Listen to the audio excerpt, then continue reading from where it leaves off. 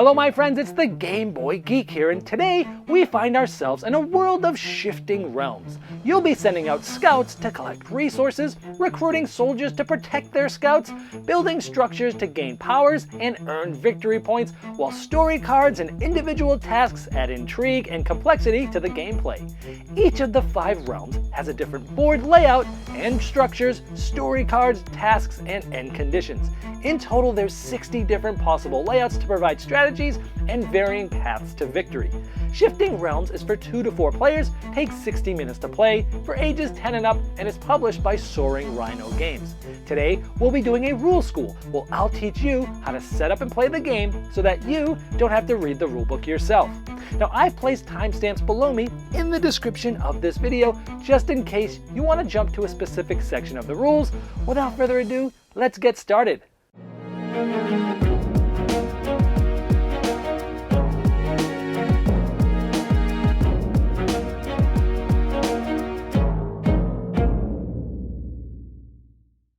In Shifting Realms, there's 5 different realms, 3 of them are randomly selected each game. And each realm has different strategies, like taking out the Troll King, or moving the dragon to take out opponents, or building and raiding pirate ships to get yourself some gold, story cards, and victory points. And the different realms have different structures that work differently between them. You'll be moving your scouts and soldiers through different realms and can take out opponents as well. You'll be building different realm-specific structures on specific parts of the map and gaining victory points as well as different abilities. You'll also be trying to complete different task cards to give you points at the end of the game, and you'll be gaining different story cards from different realms, which can give you different points, abilities, or even cause events to happen. So with these different realms, there's different strategies and all sorts of replayability to try to have the most points in the end. To set up, you're going to find the 5 realm boards, put them logo side up just as you see here. You're only going to use 3 of the 5, so you'll randomly pick which 3 you're going to use. The 2 that you're not using can be placed back in the box. So you'll take those 3 boards and you'll put them right next to each other, just like this, in a horizontal fashion. You'll want to make sure all of the town banners are facing in the same direction, like here and here, they're all facing to the right. And this allows you to have the water edges at the top of the board. But you can use any orientation you like as long as those banners from the town halls all face in the same direction. If you're playing with the Dovre realm, you're going to find the 6 Troll King tiles. They look like this. You're going to put them in order 1 through 6. You're then going to take this 6 and stack it and continue to stack it so that 6 is on the top and all the ones below it are underneath it like this. You're then going to take this and flip it over so that they're all face down, but now they're going in order with number 1 on top and all the other numbers are going in ascending order below it. And if you're playing with the Tyrfing realm, there's going to be a spot that says Dragon Starts here. You're going to find the big red dragon miniature and place it right on that spot. Next, you're going to locate the structure tiles for each of the realm boards that are selected. In this case, in the Tyrfing, you'll see the flag that's here. This is this little blue flag with the fleur-de-lis symbol, and you'll find the corresponding structure tiles that have that. You're going to separate these out into 3 separate piles. Now, the piles are separated out by the cost. Now, there's 2 sides of these tiles. There's a gray side, and this is the cost side. The other side is the built side, and it's in color. You want them all to be cost side up, so all gray. And in each pile, they're all going to be the same tile. So this is gray dwarf mine, gray dwarf mine, gray dwarf mine. And so each of these 3 sets of tiles have the same ones in them, and you have it set up just like that. And so after you have those ready for all 3 boards, it might look something like this. Next, you're going to find the story cards for each of the realm boards you've selected. Again, it has the logos and the realm names that are here, so you'll use the 3 stacks of story cards for each of the separate realms in the game. You'll shuffle each deck separately and have them set up off to the side of the board. You'll then locate the task cards for each of the 3 realms that are in the game. Each of these decks, again, stay separate. You'll shuffle each of these and you'll give 1 task card of each of the 3 realms to each of the players in the game. Any leftover cards can be placed back in the box. Off to the side of the board, you're going to set a supply for all the different resources. Brown is wood, gray is stone, yellow is gold, and pink is magic. Each cube is worth 1, and each disc is worth 5. And resources are unlimited in the game, so if for some reason you run out of components, you can keep track of the amount of resources you have on paper or any other suitable means. Next, each player is going to receive, in the color of their choice, the soldiers that look like this, and these cylinders, which are scouts. They're also going to receive 5 gold. Each player will take 1 soldier and 1 scout and place it in each of the town halls. Now, a town hall is the one space on each realm board that has the name of that realm. You're also going to put together the score chart, which is at the bottom of the board. It goes together like a puzzle. You'll just put it so it goes in ascending order up one side, and it continues to ascend in the other side. Each player takes 1 of their scouts and places it on the 0 score marker. This is how you're going to keep track of points throughout the game. And after that, all soldiers and scouts are considered to be in your supply that are off the board.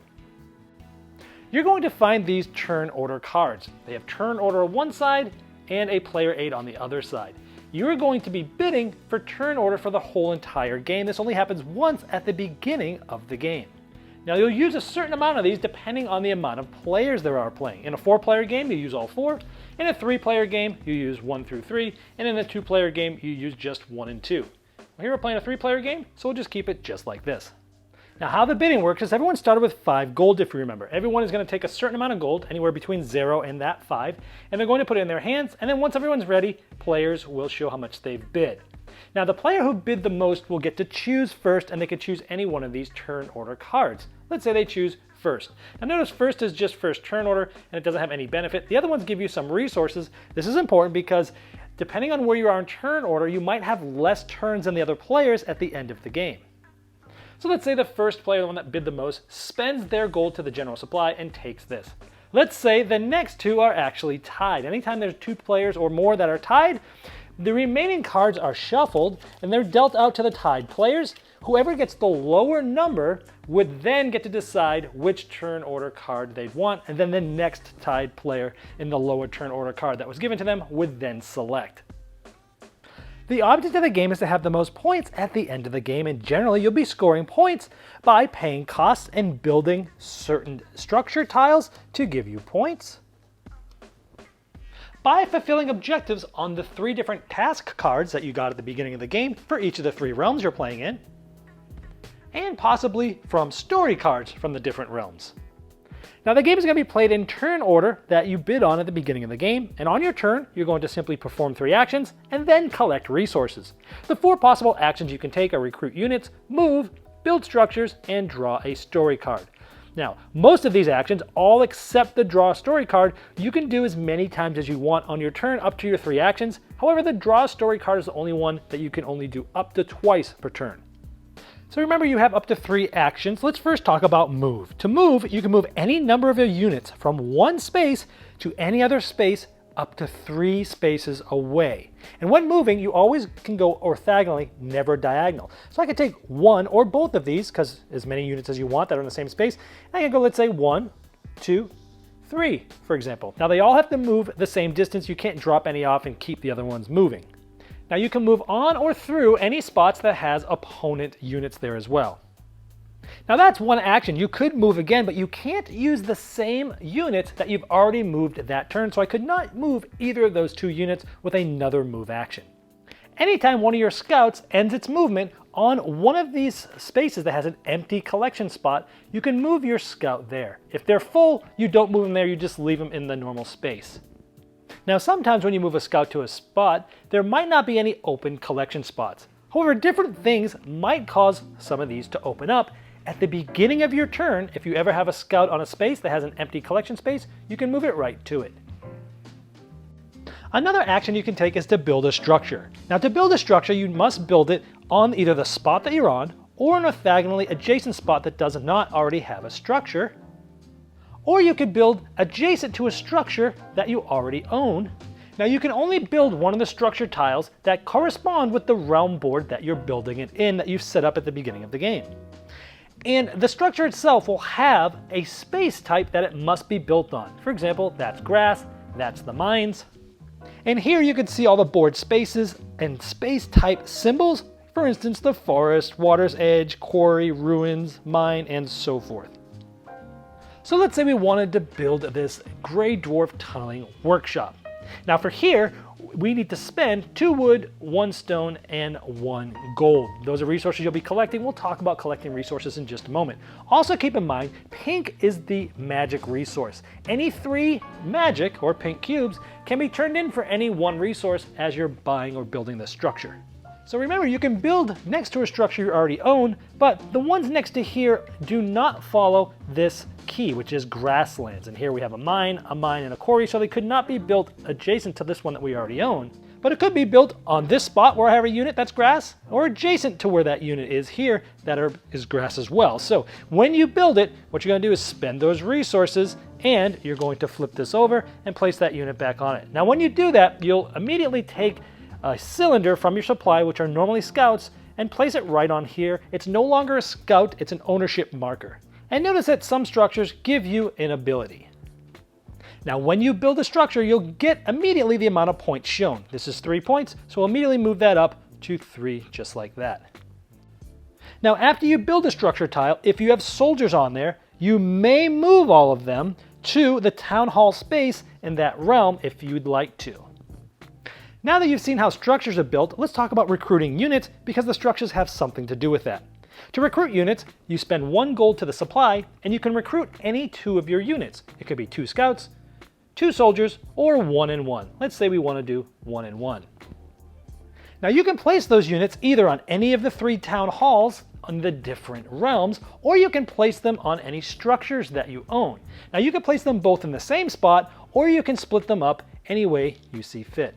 Now, if you happen to have no scouts on the board, you can add 2 scouts to the board for free. The last possible action you can take on your turn is to draw a story card. Those story cards are the ones we put to the side of the board at the beginning of the game. There's a stack for each of the different realms. This is the only action that you can't do all 3 of your actions on your turn with. You can only do up to 2 of them.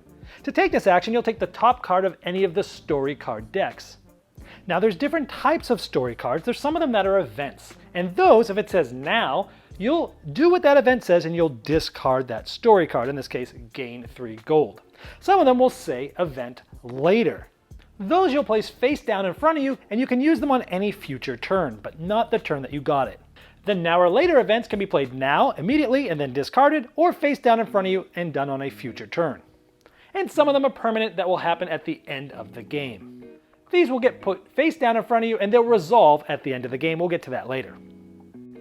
But some of the permanent ones will say now and not the end of the game. End of the game ones you put face down, the now permanents you put face up, and you get an ability.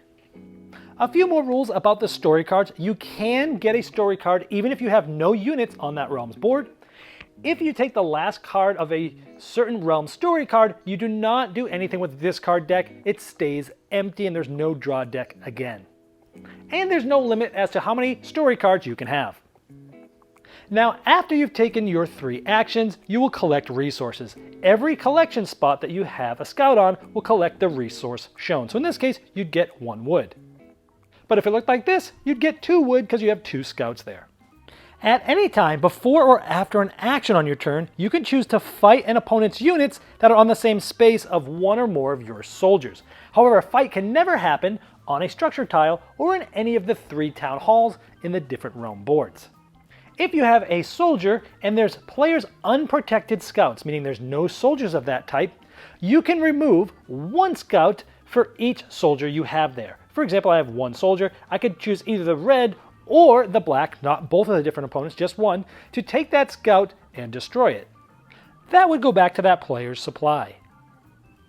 Now let's say there were 2 red scouts and this single soldier took out 1 of them. That would go back to that player's supply, but any remaining scouts of that same opponent flees to the town hall in that realm.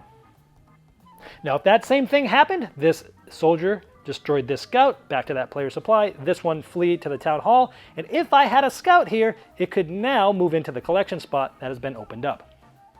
However, if I had 2 soldiers here, I could actually destroy both of these from the same opponent. Red scouts would go back to that player's supply. And you can only fight 1 opponent per space. If there's an opponent that has a soldier there, this soldier can protect up to 2 scouts. So in this case, this soldier could not destroy these 2 scouts because they are protected by this soldier. So in this case, they take out the black player's scout, and this goes back to that player's supply. However, if it looked like this soldier can protect up to 2 of them, but 1 is left unprotected, so this soldier could destroy this specific scout. It would go back to that player's supply. Now let's say there's soldiers from both sides and it looks like this. Let's say the red player decides to fight. They can fight soldier versus soldier. They automatically destroy the soldier and it goes into that player's supply, but the soldier used to do that also gets destroyed and gets put in that player's supply. Now at this point, there's unprotected scouts here, and this one can essentially destroy this one, and this one will flee, just as we showed before, into the town hall of that specific realm.